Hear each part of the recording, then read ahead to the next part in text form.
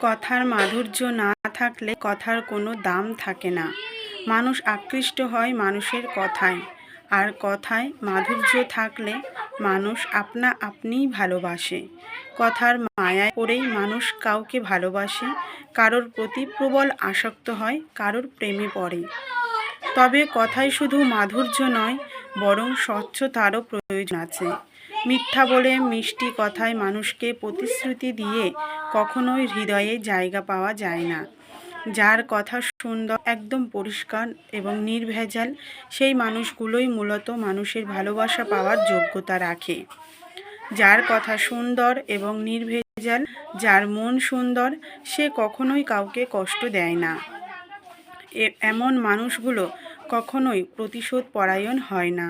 এরা মানুষের অনুভূতি এবং আবেগের প্রতি শ্রদ্ধাশীল হয়।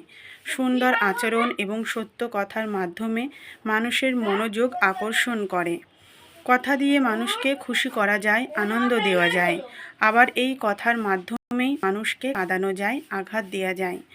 সম্পর্কের মানুষগুলোকে ভালো রাখতে চাইলে তাদের সাথে সুন্দর ব্যবহার এবং তাদের সাথে সুন্দর করে কথা বলতে হয়। যারা সম্পর্কের মানুষগুলোর সাথে কথা বলতে গিয়ে কথার মাধুর্য হারিয়ে ফেলে, তাদের সাথে সম্পর্ক থেকে মানুষ কেবল মানসিক যন্ত্রণায় ভোগ করে।